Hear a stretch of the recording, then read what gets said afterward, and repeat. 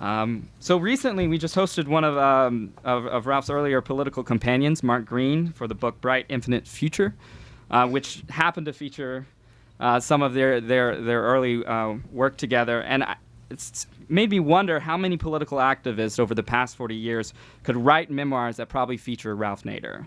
I'd say that number would be pretty high. He's one of Atlantic's 100 most influential figures in human history. Ralph Nader has helped us drive safer cars, eat healthier food, breathe better air, drink cleaner water, and work in safer environments for more than 4 decades.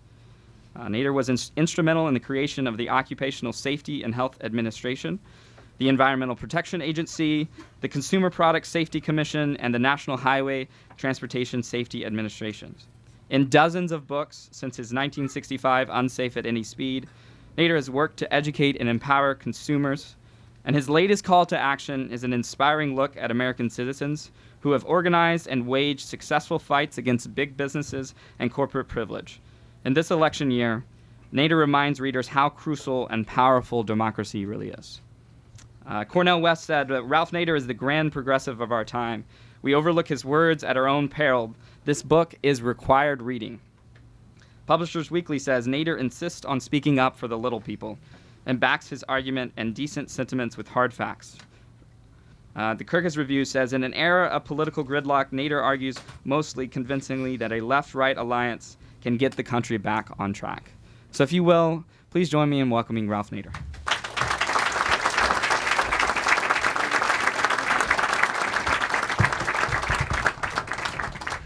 Good. Thank you, Davis. Thank you all for coming. It's a very good turnout on a rainy day. And I'm amazed by the following contrast.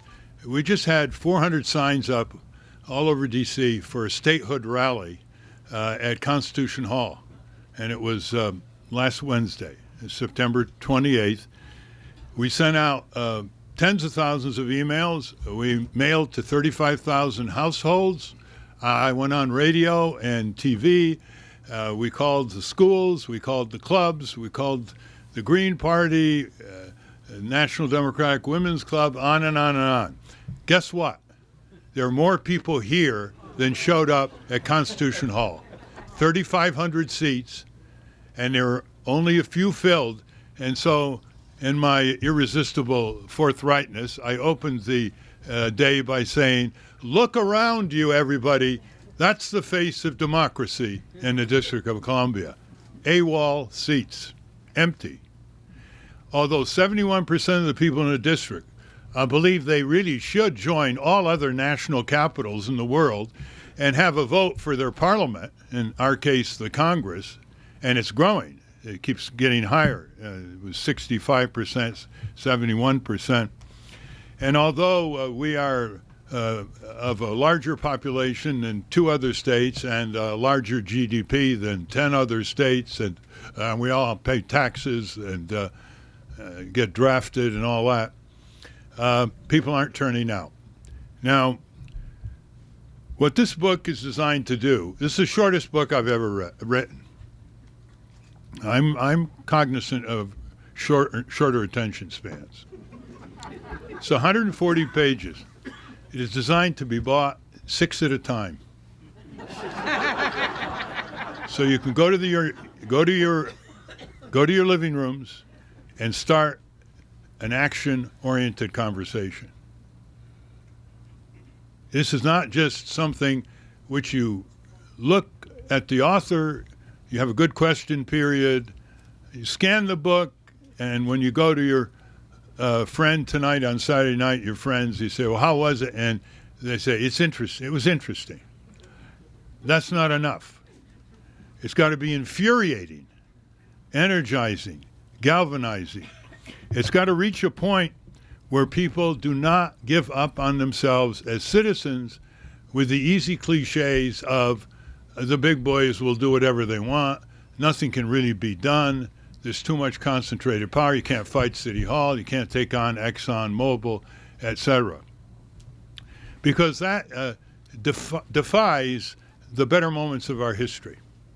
And the better moments of our history, which made the changes that make us happy about what we like in this country, started with 2 people, 4 people, 8 people, and never crossed the 1% line in terms of engaged citizens before they achieved their goal, whether it was the women's right to vote, whether it was the farmer populist progressive movement, the labor organizing movements in the 19th century, whether it was the people who were driving for the 40-hour week, for Social Security, for Medicare, people who were driving for progressive taxation, people who wanted nuclear arms control. Never was more than 1% engaged. What do I mean by engaged? Let's make a homebody comparison. People have hobbies. Tens of millions of people have dedicated hobbies. They collect stamps, they collect coins, they work on classic cars, they watch birds. It's my favorite. There are 5 million serious bird watchers in this country. They get up at dawn, they have binoculars, they have pads, they have cameras, they connect with one another. Very, very serious, nice, healthy avocation. Is there a hobby known as Congress watchdog hobby? People watch birds. Why not 535 members of Congress? In their own backyard, we're talking about 2 senators, 1 representative. There is almost nothing out there other than the auto dealers and the insurance agents and others organized, and a few single-issue people, like on gun control or reproductive rights. But on the major transformations long overdue in our country that are under these general rubrics of peace, education, health, safety, fair play, living wage, there is extremely little organizing. And what there is not really laser beam focused on 535 senators and representatives. The most successful lobbyists in this country, you will never see marching or demonstrating or having big rallies. Have you ever seen the military-industrial complex have a huge rally in Washington, demanding more nuclear subs, more F-35s, more than 50% of our federal government, more unaudited budgets by the Pentagon, according to the Government Accountability Office? It is unauditable. You never see that, right? Because they engage in personam lobbying. They know everything about the senators, the representatives, their friends, who their doctors are, accountants, who the lawyers are, who they play golf with. They know the staff. They know the staff that quits and becomes lobbyists on K Street, and they pour money in, and they can threaten primary challengers and offer them jobs when they retire. They know the playbook. Do you ever see the NRA and AIPAC having mass rallies? Huh? We want more aid to Israel. We want more military aid to Israel. We want more guns, bazookas. We want people to have the right to have tanks to defend their homestead, the NRA would say. They don't mess around with that. Laser beam focus on 535 people. When they have their meetings here, 300 to 400 members of Congress show up because they have to show up, because these single issue focus are extremely relentless. I've had people in Congress tell me, I don't really agree with a lot of stuff the NRA says or AIPAC does, but I vote for them. And I said, why do you vote for them if you don't agree? He said, because I just want them to get off my back. They're constantly on my back and on my staff's back and back home in the office. And I can't make a move without someone coming up in the corridors and saying, would you vote for this bill or oppose that bill? Now, we're the people. We are divided and ruled by a 2,000-year-old strategy, which is if the ruling groups want to control people, they have to pit them against each other back home. Sometimes it's sectarian, it's religious, it's ethnic. In our country, it's the dividing issues of abortion rights, of school prayer, as I mentioned, gun control, some vague thing against overregulation that when you spell it out, it doesn't really command that much support back home because right-wingers bleed too, and they like their cars recalled, and they don't like to eat contaminated food or drink contaminated water, and so they will be for regulation when it's made concrete. But that is a divisive issue at a general level. And what happens is that the media follows the division. They like strife. They like conflict. Peace is dull. Waging peace is dull. You don't see people being blown up, kids being torn asunder, buildings collapsing. You don't see the jets and the tanks and the armored personnel carriers. And as a result, what you're seeing is that people in a community that agree on all kinds of things never have a chance to come together and make it happen. Because every time they turn on Sean Hannity and Rush Limbaugh and all of the various media, it's all those divided issues, and they'll even create some divided issues in terms of bad talk, politically incorrect talk, boom, for, against, and all that. I did a book called Unstoppable, which I think I came here to speak with some of you about, the emerging left-right alliance to dismantle the corporate state. And I had 24 major areas where there's left-right support. And they're not trivial. You remember when Congressman Ron Paul got together with Congressman Barney Frank?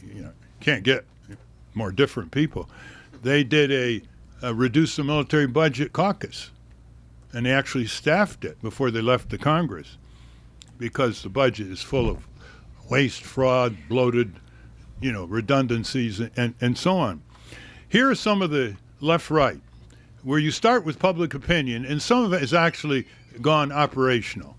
There's left-right support for minimum wage increase, 75% or higher. There's left-right support against provisions in the Patriot Act to search your home without telling you for 72 hours, or to get into your medical and financial records. There's left-right support for criminal justice reform. 15 legislatures with Republican and Democrat have passed juvenile justice reform. There's huge left-right support for solar energy and renewable energy. The Koch brothers are putting money in southern states to try to tax solar panels. They're not winning because there's no such thing as a Republican solar panel or a Democrat solar panel. It's just a lot of jobs on a lot of homes in the community. There's left-right support against crony capitalism. 90% want the big banks too big to fail, to be broken up. They don't like corporate welfare. They don't like handouts, giveaways. We give away our natural resources, hard rock minerals, for virtually nothing. Most people don't know that, but there's an 1872 Mining Act that says any mining company, foreign or domestic, can come on federal land, which is 1/3 of America, and if they discover gold and silver and molybdenum, they get it virtually free. Well, it's $5 an acre. So that a gold company came on, they got $10 billion of our gold, went to the Department of Interior. The Department of Interior had to, by law, sell it to them for $5,300, that acreage above. No royalties back to Uncle Sam. And they leave the cyanide waste behind when the mines are exhausted. That's 10 billion with a B of our gold. So there's a huge left-right support on many, many issues, transformational issues. And what this book is designed to do is to put an engine behind them. It's designed to put an engine behind them. Every society ever studied by anthropologists has concentrated power in the hands of a few. It turns out that way. There are reasons for that.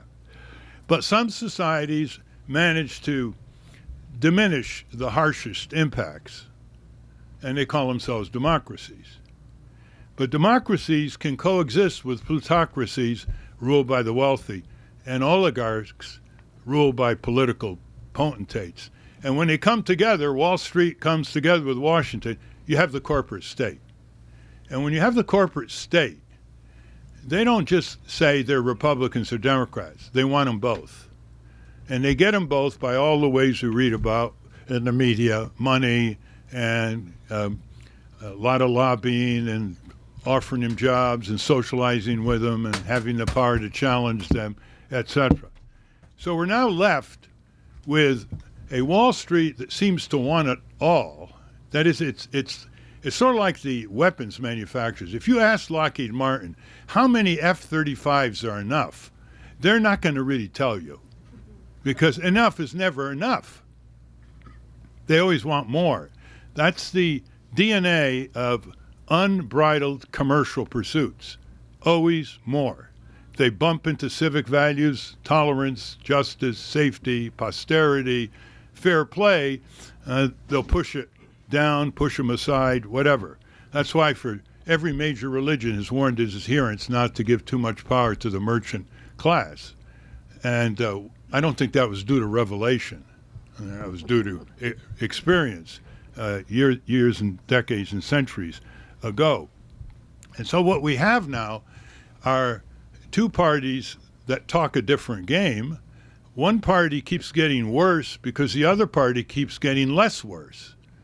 They're less worse than one party, and the other side is less worse than the other party. And they say to people, look, let's be realistic. There are only two parties.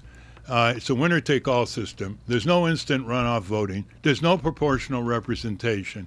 And there's the Electoral College, where in the land of the free, home of the brave, you can win the national popular vote and lose the presidency. Is there any other country where you can do that? And pretty soon, people adjust to that. They grow up to that. They read Scholastic magazine. There's only two choices, Republican, Democrat, and there's a blank, next to it for whoever's the third, but they don't name it. And we grow up basically resigned to narrower and narrower choices, where the parties not only are indentured to commercial interests and to their own sinecures and careers, but they refuse to talk about shifting power from the few to the many. They refuse to talk about the essence of what politics is all about. And politics is all about power. Who has it, who doesn't have it, who uses it, who can misuse it, who should have more of it, who should have less of it, and its nuances in terms of how it's delivered and implemented. And that's almost never discussed. Should we, for example, have public financing of campaigns? Should we have the initiative referendum recall in all the states, not just 23 of them? Should we have universal voting? In Australia, voting is a duty. We only have one duty in our Constitution, jury duty. We have all kinds of Bill of Rights, etc., but only one duty. And as a result, half the people don't vote in presidential campaigns and 2/3 or less in primaries. And people just don't view voting as a duty. Well, in Australia, 97% of the people vote because it's a duty. And if they don't have a good excuse, like they're sick or something, they get fined $25 and it goes into the electoral fund. So there's no politicians in Australia spending a lot of money begging people to turn out to vote. That's already done for. In our country, we say, well, nobody's going to tell me what to vote, who to vote for. Who's telling you who to vote for? You can vote for the candidates on the ballot. You can write in a vote, or my favorite alternative, a binding none of the above, where you vote no confidence. And if the no confidence wins, it cancels the election and the candidates, and there's new election, new candidates in 30 days. That way people don't stay home and don't count for anything when they stay home. They have a show of no vote of confidence. The other empowerment area is something we almost never discuss, which is we all know that rights without remedies aren't worth anything. They're just paper. But we don't talk about rights with remedies with no facilities. So you want to express yourself against or for a politician with your vote, and that's your right.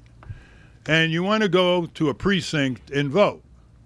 That's your remedy. Well, what if the precinct was 100 miles away and there was no transportation?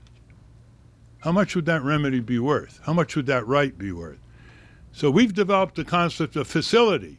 There are all kinds of ways to make it easy for taxpayers to band together, for residential utility customers to band together, for insurance policyholders and of health care to band together, for tenants to band together.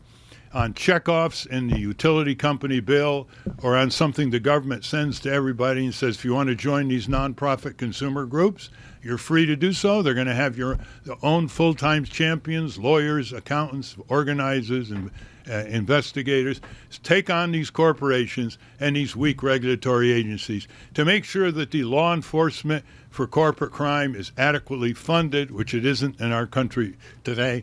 One of the secrets of corporate lobbying is not only do they like weak laws, but they go up on Capitol Hill and make sure there's not enough money for prosecutors and investigators, with the result that you're paying over $300 billion a year for computerized health billing, fraud, and abuse in the healthcare industry. That's the minimum. Minimum, $300 billion a year. And you're paying all kinds of extra prices and money because the federal cop is not plentiful enough on the corporate crime beat. The budgets are cut for the IRS, for the EPA, for the Food and Drug Administration, for the SEC, the organization that regulates derivatives, is starving in budgets, even though the derivatives and all the shenanigans helped collapse Wall Street, unemployed millions of workers, and shredded huge amounts of pension, mutual funds. All these little complex things, when they explode into the arena, they affect everybody's livelihood. So we know all this. So what this book is designed to do is first address the problem of low morale, low civic morale, everywhere we go. And you experience it yourself. I mean, you wouldn't be here if you weren't engaged citizen. You experience it yourself. You're trying to get people to a rally or to a town meeting or to a neighborhood gathering. And you're calling people up you know. And these people agree with you that something is wrong. It has to be addressed at the neighborhood level or larger plane of activity. And you can't get them to turn out. They're always too busy. Or they don't have time. Or what difference does it make? Or I don't know anything about the subject if I'm challenged. Or I don't know about Robert's rules. The four powerful reasons for civic apathy: don't have time, don't know how to maneuver the system, go to a town hall or city council and they say, shut up, Robert's rules, don't want that, don't want to be libeled or slandered or get in trouble with my boss because I'm active the evening before and affect my promotion or whatever. And the fourth one is the clincher, that where they have time, they learn how to maneuver the system, they're not blistered by moonbeams, it won't make any difference anyway. That's the ultimate surrender. So you've seen all that. And usually they just say they don't have time. Well, they don't have time for democracy. They don't have time because they're running around in dead-end jobs and paying $1,000 a month for child care. Maybe if they had time for their public citizen duties, they would have a better private life day to day. They wouldn't be so overburdened. They wouldn't be so indebted. They wouldn't be shredded in traffic trying to pull down two jobs. And so people have to stop giving up on themselves. And I've learned that if you give examples from American history where just ordinary people began doing extraordinary things, because not only did they have knowledge about injustice in their head, they had fire in their belly. When I started going after General Motors, I'd meet a lot of engineers and human factors specialists, and I would say, you know a lot more than I do about these things.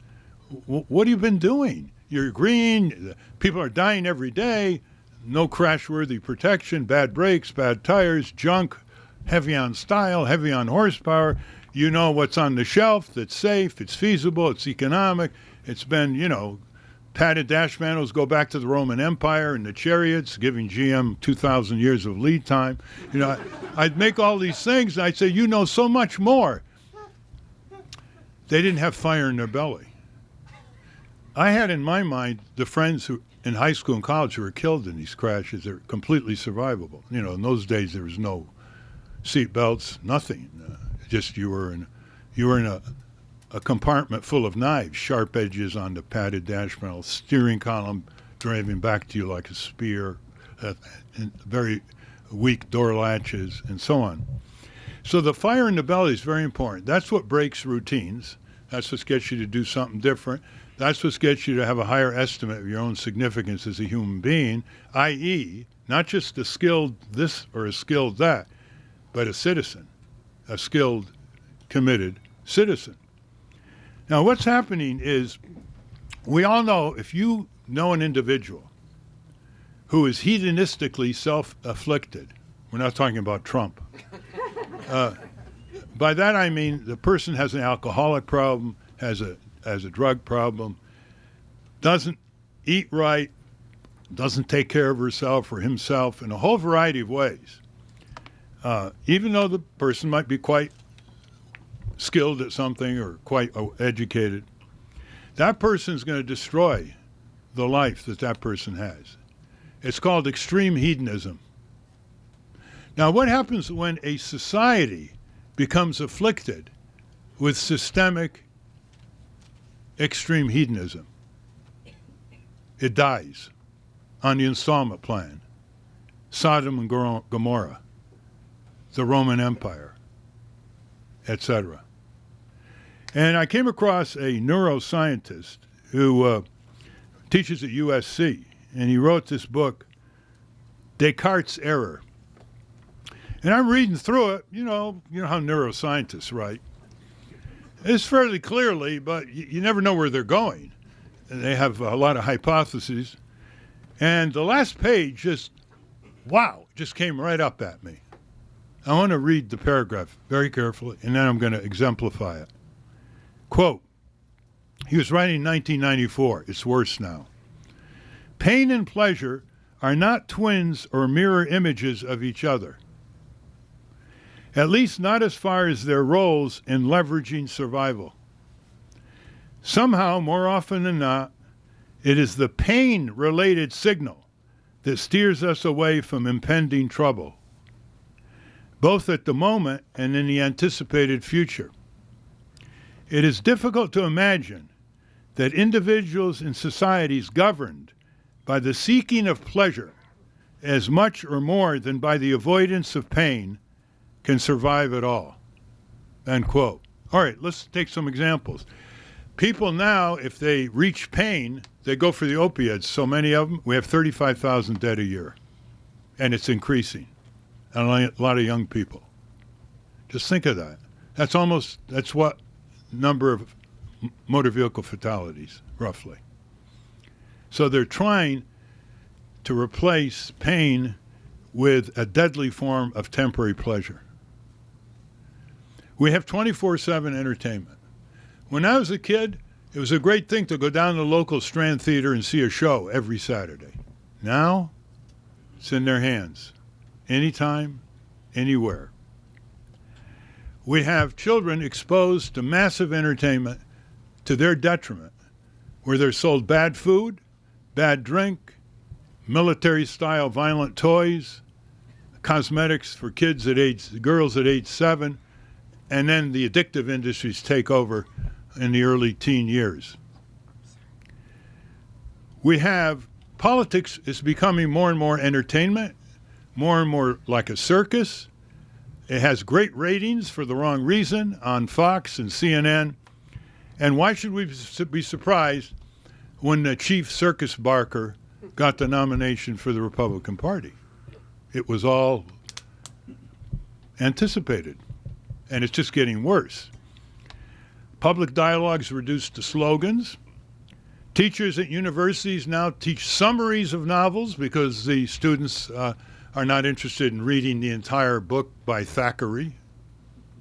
They have summaries of novels. Things are being stupefied.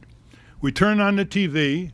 We don't say, hey, that's our property. It's being misused. I mean, once in a while I turn on network Saturday afternoon TV, ABC, CBS, NBC, Fox, and I turn it on to see how they're using our property. You know, we own the public airways. And you couldn't hold your stomach if you turned it on from 1 to 6. bikes flipping over, grade B movies, infomercials on kitchen appliances, slicers, squeezers, and even worse, programming. And so I'm watching this, and I say, the public airways belong to the people. Under the 1934 Communications Act, they're supposed to be dedicated to the public convenience, interest, and necessity in their programming. That's where the fairness doctrine came out of, and the right of reply, which had been abolished by the FCC under Republicans. And I'm saying to myself, isn't anything else going on in America that's worth being put on TV? People trying to solve problems in Seattle that people in Phoenix would like to know about, or people helping people in dramatic ways that are beyond charity, or good ideas coming of our schools. What children are doing in elementary school that can be considered practical civics. Is there anything worthwhile? So we have been stupefied by the very use of the property that we own, because we have allowed what we own, the public lands, the public airways, trillions of dollars of government R&D that built all these industries who take credit for doing it and not giving the taxpayer credit, aerospace, biotech, nanotech, containerization, semiconductor, you name it. You wouldn't even know Google or Intel without taxpayer research and development and basic research many years ago out of NASA, out of the Pentagon, National Institutes of Health. We own the greatest wealth in the country, not the 1%. We own the greatest wealth in the country. It's called the commons. Intellectual property, the rivers, the air, the oceans. And we let the corporations control them with the full aid and abetting, with a few exceptions, of government, which is run by a lot of their ex-executives for a few years at high government officials, and then they come back to the industry. So you see what an asset that is? I mean, we can bewail that set of facts we own, they control. But if we look at it from another point of view, it is a heck of an asset to recover our democracy. It's power. Why don't we have our own audience network? Why don't we have cable channels? The last I heard, there are 700 cable channels. I actually was in a hotel once that had 600 of them. You couldn't believe. Beyond the wild imagination of their avarice, they can't even make you watch it for more than 6 minutes, right? And then I realized there was even a cable channel for chimps prancing around in human clothes. Chimps have a channel. We didn't even have a channel. There's no channel for labor. There's no channel for civic action. There's no channel for consumers. There's no channel for patients. There's no cable channel for students. And yet, we're licensing these companies and giving them monopolies. What are we getting in return? Why don't we ever demand return for all this corporate welfare and crony capitalism? Why do we let the taxpayer develop a great anti-cancer drug, and then the company charges someone $14,000 for 6 treatments? That's the 2000 figure. Now it's up to $100,000. Why don't we have a reasonable price provision? So when you see that in the past, it never took than 1% or less of the people engaged in a few hundred hours a year with one another, representing public opinion, to get this job done, to get the change. Even in the civil rights movement, with all the mass rallies and so on, never close to 1% of people spending 200 to 500 hours a year. Why did they prevail? Because they had the majority opinion behind them. And I give a lot of examples on that. The book is designed to motivate, infuriate, energize, and provoke conversation. The best book on social action is the book, when you read it, you say, I've got to talk to my friends about this. I've got to talk to my neighbors about this. Enough small talk. We're going to have some big talk. We're going to start saying, instead of how are you, we say, how's your civic life? Not just how are you, and if you don't feel well, you say, I'm okay anyway. Hey, how's your civic life? We say to students, can you write a 1,000-word essay on your athletic abilities, or the lack thereof? Yeah. Can you write a 1,000-word essay on your social life? Yeah. Can you write a 1,000-word essay on your academic interests? Yeah. Can you write a 1,000-word essay on your civic skills? What's that? We're raising millions of children. Don't even know what civic skills are. They should learn how to use the Free Information Act in grade school. Ask for meat and poultry inspection reports. They should learn how to do reports on the voting records of their state legislature and their members of Congress and disseminate it through the internet to the whole community. There should be a course called Congress 101. Every semester, reams of students study their senators and representatives and then disseminate it throughout the community. They suddenly will become the most important group in the senator's district because they've got the power of knowledge about how they're behaving, voting, money, this, that, and they can disseminate it out. It's all here for us. Yeah, it isn't anything you need Einstein for. It's just a matter of, do we live individual lives of quiet desperation, as one of our early American philosophers once said, constantly grumbling to ourselves, or do we connect as a community? Arthur Morgan was head of the Tennessee Valley Authority in the 1930s, and he's always saying to himself, what gets things going to make a better society and a better democracy? He went all over the world asking that question. India, China, Africa, South America. This was in the late 30s. And he comes back and he writes a little book called The Small Community. That was his answer. Co-ops started with small community. The mutual savings banks for immigrants, small community. The farmers' cooperative oil production started with small number. 6 women started the women's suffrage movement in upstate New York in the 1840s. It all starts that way. Rosa Parks refused to go to the end of the bus, rear of the bus. She was preceded by a teenager, but she was the most organized, having been trained for that. And then you got the Montgomery boycott. So we know all that. But are we too busy for democracy? Are we too busy to prevail for a better society? Where does the other motivation come from? Our descendants. Do we want them to curse us? Do we really want to engage in a pivot to Asia, which will stimulate an arms race with China? And cybersecurity? Do we want lawlessness everywhere? In fact, I just wrote a column about my alma mater at Harvard, and I said there should be 2 curriculums at Harvard. The Harvard Law School, the normal, read about the statute, judicial decisions, tweak them a bit, interpret them, and get ready for a professional life in that arena. And then there should be a curriculum called the Harvard Lawless School, where you would go all over the lawlessness that we don't see, but we are affected by. How many people here have signed a fine print contract in their life? There's nobody here, unless is there anybody here from Mars? Okay? All right, insurance contract, installment loan contract, landlord-tenant contract, health, hospital contract, credit, telecommunications. Oh, okay. Now, a contract's supposed to be a meeting of the minds. Have you ever met the minds of Google? Have you met the minds of Facebook?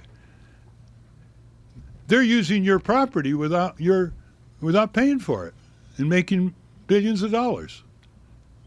And as a result, we just sign on a dotted line and click. We give up our freedom of contract, and we let the judges say, well, we have consented. On page 8 in fine print, didn't you see it?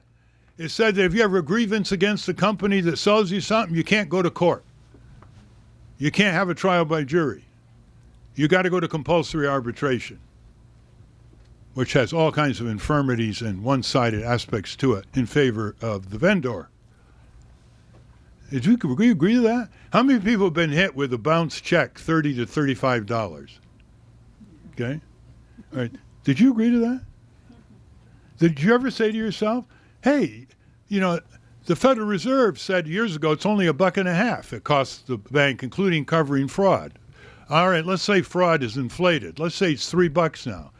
$35? It's a profit center. You get penalized, late charges, you change a delta reservation to hit you for $200? Did I agree to that? You see how we grow up corporate? We never even say to ourselves, did we agree to that? Did we agree to lose our Seventh Amendment rights and go to court? That's how we grow up corporate. It's not that hard to change it around. We start with a burnout of all these contracts. You bring them and you have a big bonfire, you see? The way the women's rights movement did. And then you start resisting. We had a book called What to Do with Your Lemon Car, and we had a pro-consumer car purchase agreement. Real simple, big print. We said, take it to the auto dealer and tell us what happened. The first person came back, said they went to the auto dealer, they picked out their car, and just when they were asked to sign all these papers, the customer slammed the copy of the consumer purchase agreement and said, here, I'd like you to sign this on the dotted line. And you know, the salesman was stunned, goes to the glass cage where the manager is. They called the police. On the second one, the salesman did it by himself. He chased the person out saying, you dirty communist, don't come back. Freedom of contract, you're a dirty communist. You see how we grow up corporate? That all can be changed. Guaranteed, give me 5,000 people around the country in congressional districts who want to make this a 3-year hobby and have an office with full-time people in every district. Bingo. It's changed. They become unconscionable provisions.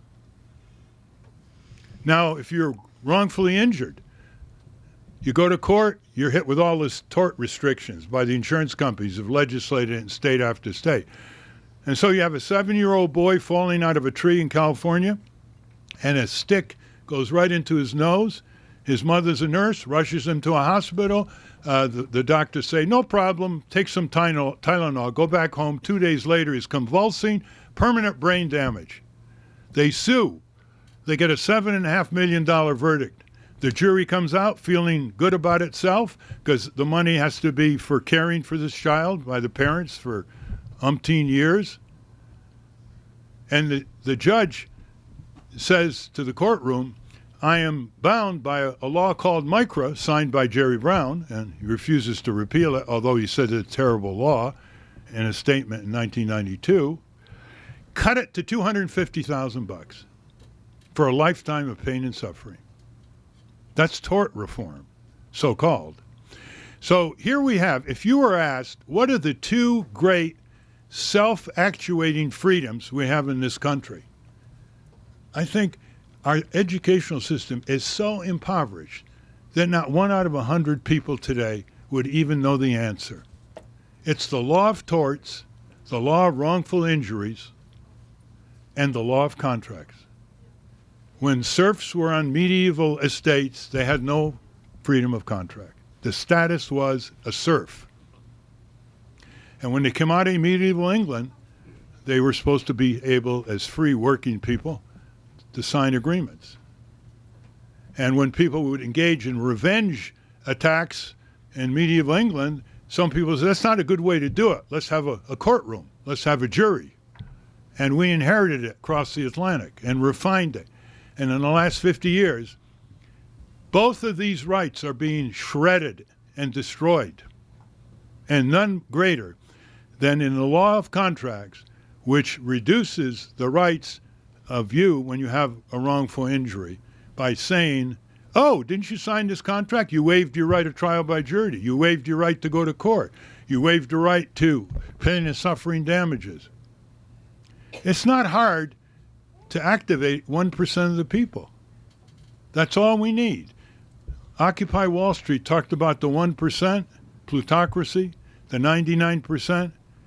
We now need to talk about the 1%, the 2.5 million people in congressional districts and legislative districts that are unstoppable when they represent major public opinion on transformations that affect everything you do day in, day out, including full Medicare for all, free choice of doctor and hospital, coming in at half the price per capita that we're paying now, with tens of millions of people still not covered or undercovered.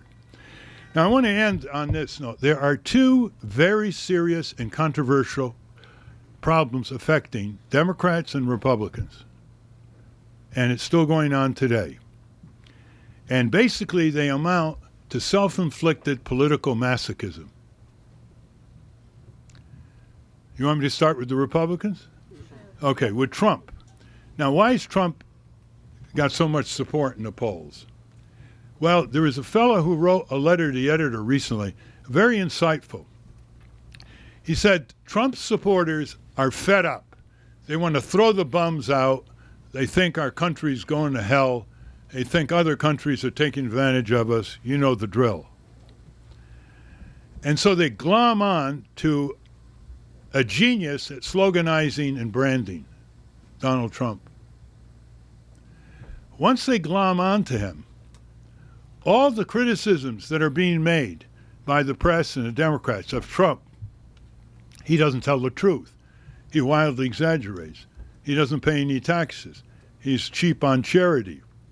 He's cheated about everything he's dealt with in his business. He's cheated workers. He's cheated small business suppliers, creditors, taxpayers, etc. And don't you know that this guy doesn't have any facts? He doesn't know what he's doing, etc. They take it personally. Once you glom on a leader that's going to make America great again, don't worry, I'll fix it. You won't have to do very much, just vote for me. All the criticisms leveled against Trump is seen as leveled against them. What, do they think they're smarter than we are? Just because they say Trump is not a scholar or doesn't know the details of this and that? What, do they think we're liars? What do they think? And this comes from uninformed, massive impatience against things that should be subjected to impatience. And it leaves people very vulnerable to the challenge of seeing through these kinds of political demagogues or whatever you want to call them. That's why he can engage in one blunder, one mishap, one bigoted statement after another. It doesn't affect it. In fact, sometimes the polls even go up. He provides people with shortcuts. He provides people with easy, ambiguous solutions. He doesn't make people think about what he doesn't know and what he hasn't done. So that's very, very vulnerable on the Republican side. On the Democratic side, there's a different kind of hubris. The Democrat Party believes it owns the voters that they are entitled to, and that any party that challenges them from the left is to be called a spoiler, is to be blocked from the ballot, is to be harassed with litigation, is to be harassed on the streets with their petitioners, is to be degraded in every possible manner. Because don't you know that the Democratic Party owns those voters? Well, obviously I've gone through that. But here's what happens when you succumb to that. And I'm going to read you a little statement by someone who refused to come today. I'm very happy to say she was not anonymous. She put her name on it. Watch this.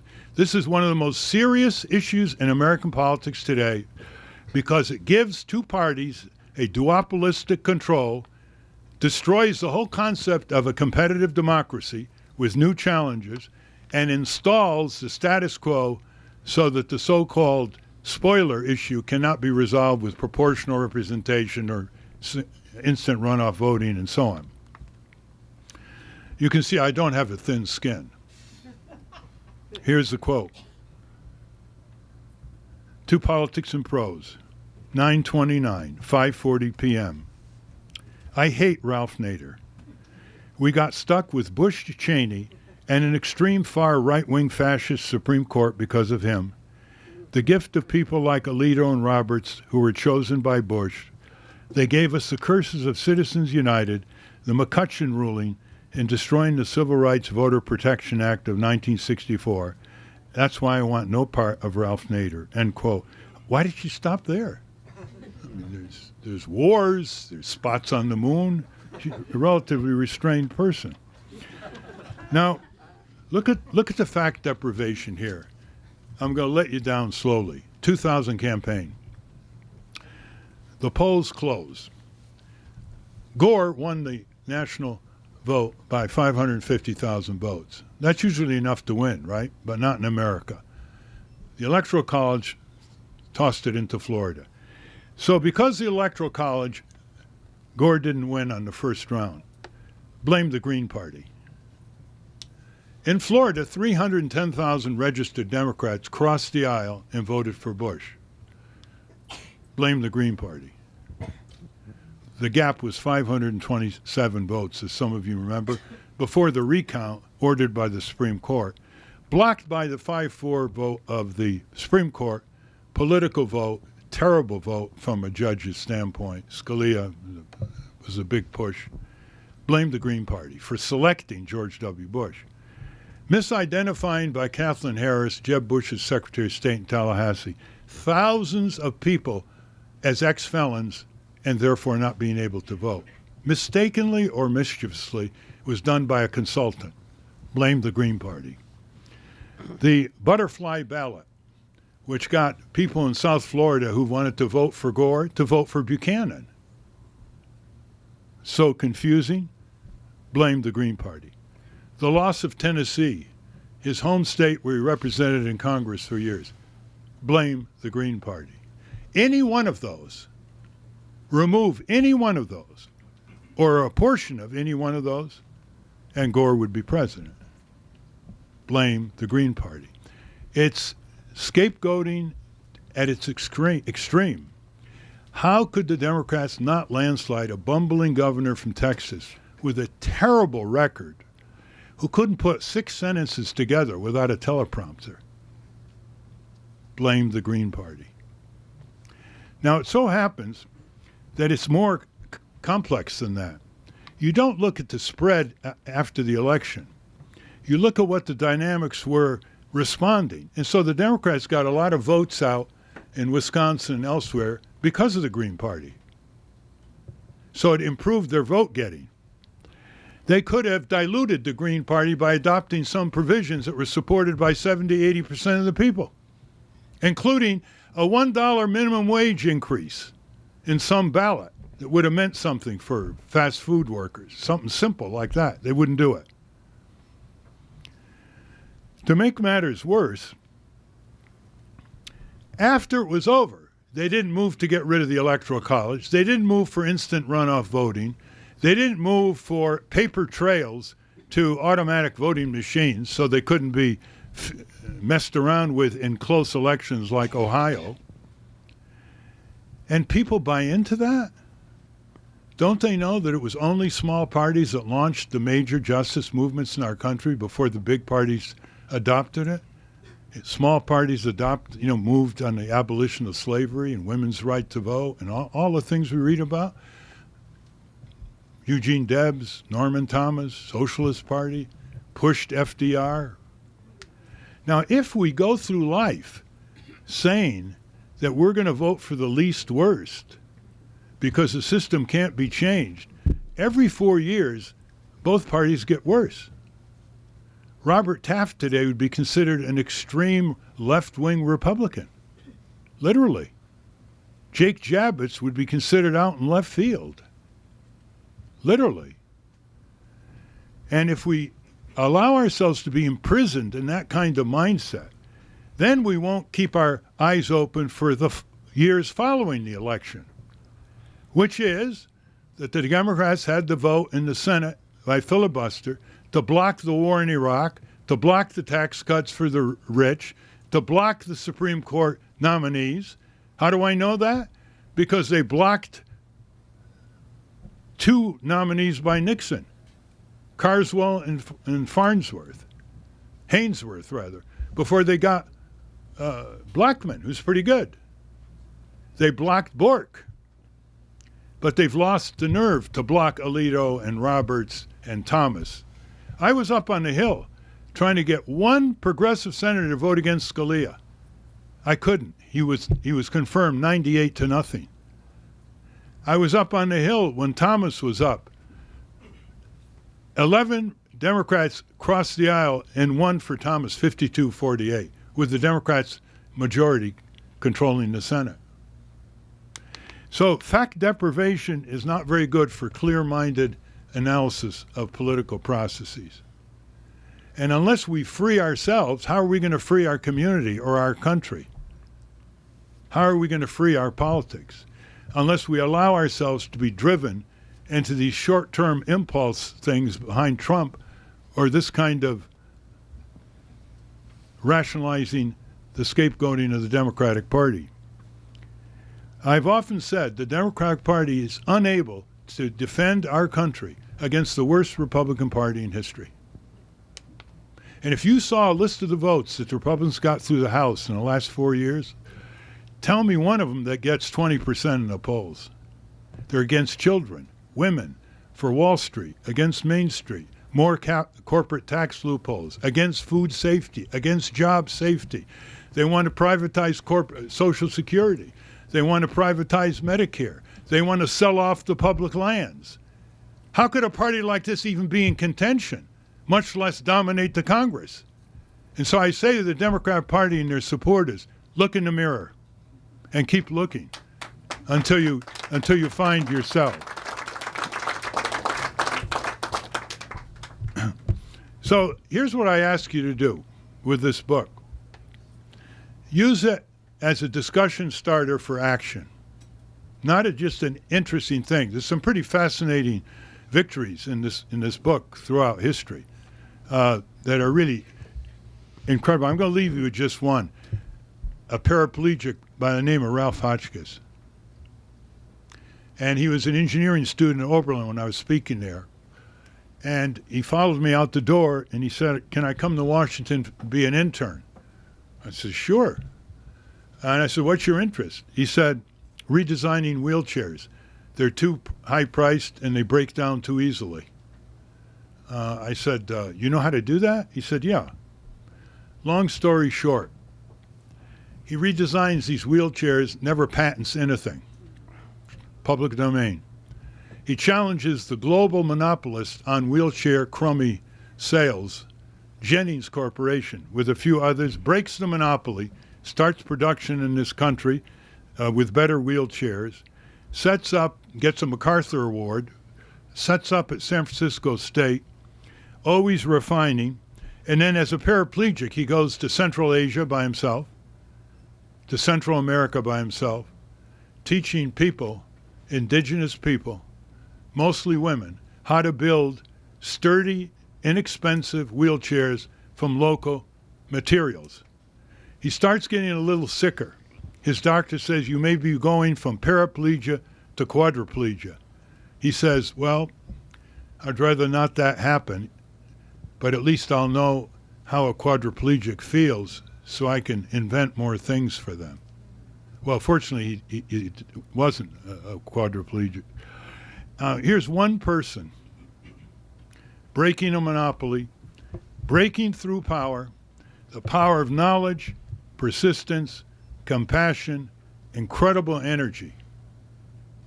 And when you see examples like that, they shame us. They shame us. And shame is a very powerful motivator. Some people like guilt and Freud. I like Jung and shame. It's much more powerful. Shame means that you know you can do better as a civic leader, an advocate, an organizer, and you would like to do better.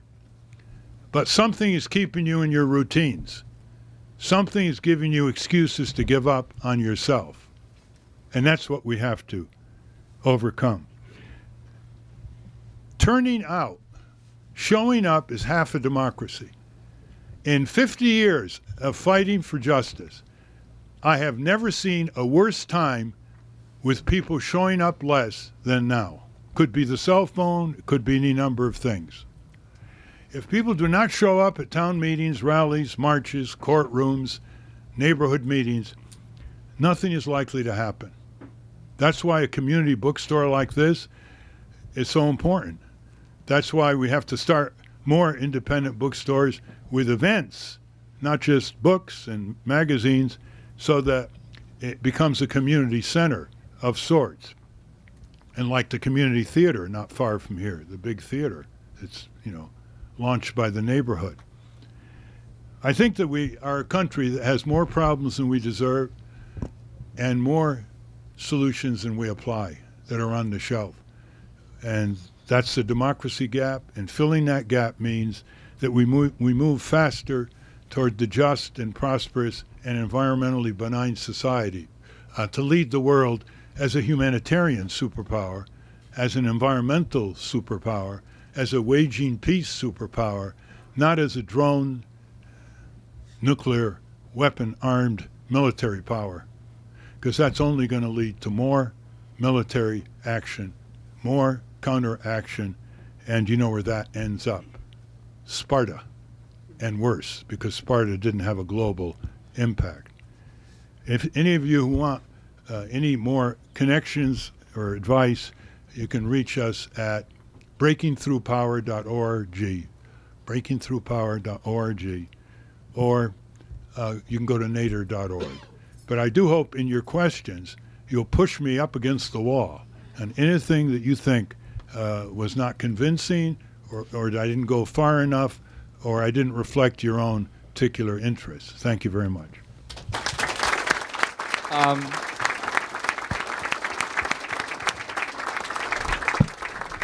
I'm afraid that we're not going to have time for questions just because of our schedule today.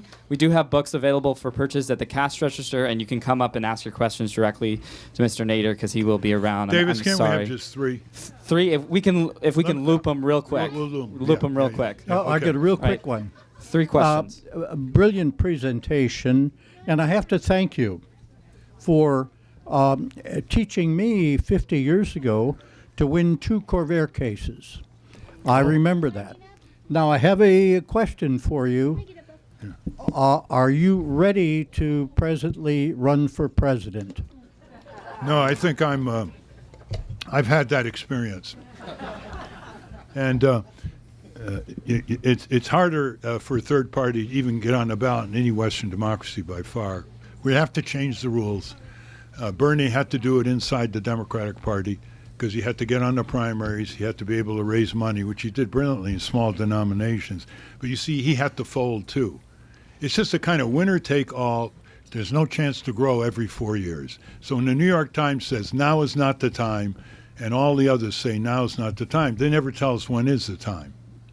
And therefore, you can't grow from one election to another. You're aborted immediately. And so it's going to be left up to the young people.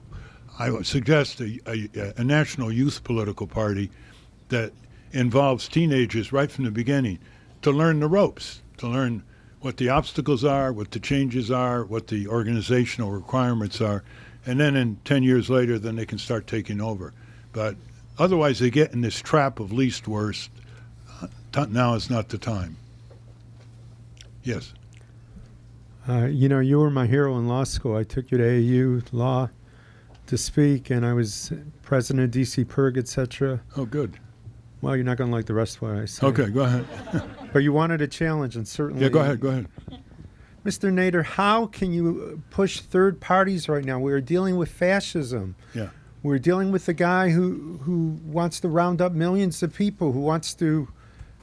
who calls Mexicans rapists. I mean, this is, in the real world... Yeah. There is a huge difference between Hillary and Trump. Maybe you think they're both corporate parties, but can you imagine a Trump America where he eats up the Constitution and deports people? I can't imagine a Trump America. I can't imagine a Hillary America with Wall Street and war on her agenda, both. So if you're ever going to get out of that trap, take the constitutional right approach. You would never tell people, shut up, don't criticize Hillary, would you? No, never. Okay. Well, when you run for office, you are exercising your First Amendment rights of speech, assembly, and petition. And so when Hillary was told to drop out in June 2008 to Obama, but Obama people were saying drop out, I wrote her a letter. I was running then. I said, do not drop out.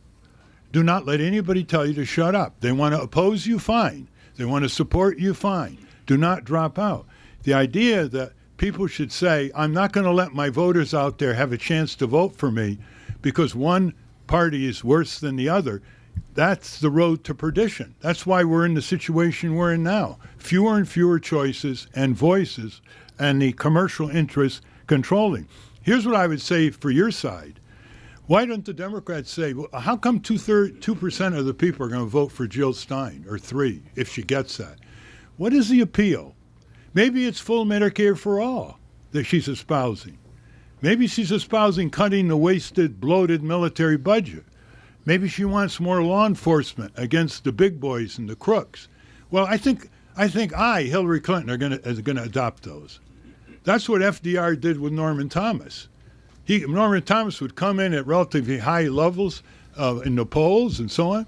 He'd start taking away the issues of Norman Thomas. I hosted Norman Thomas at Princeton once, and I walked him to his hotel, and I said, what is the thing you're most proud of, Mr. Thomas? He ran for president 5 times. And he said, well, I'm most proud of the Democrats stole most of my agenda. They also stole most of his votes.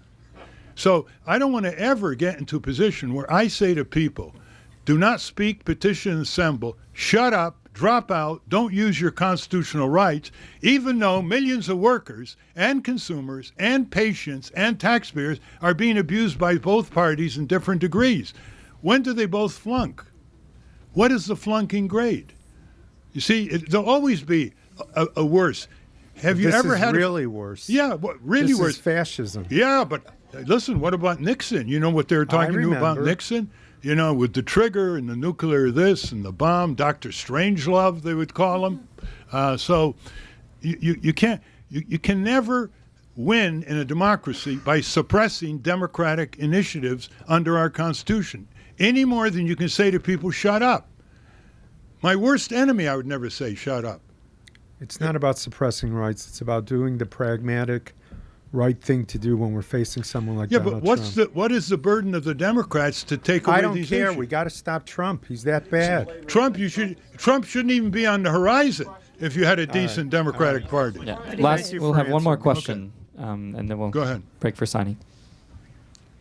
Hi, I'm a high school senior in D.C., so I'm around a lot of people who are really influenced by our politics around here. Yes. I'm taught in school every day, I take comparative politics and government, that I have to be part of a particular party, one of the 2 parties, and that our government just won't work without 2 parties. What do you think is the big issue of my generation besides joining one of those 2? What should I do to work for a more just political system? The big issue is Congress. That's the most powerful branch of government. It's the one most personal, 535, as I said. Start forming groups in your congressional district for Congress watchdogs.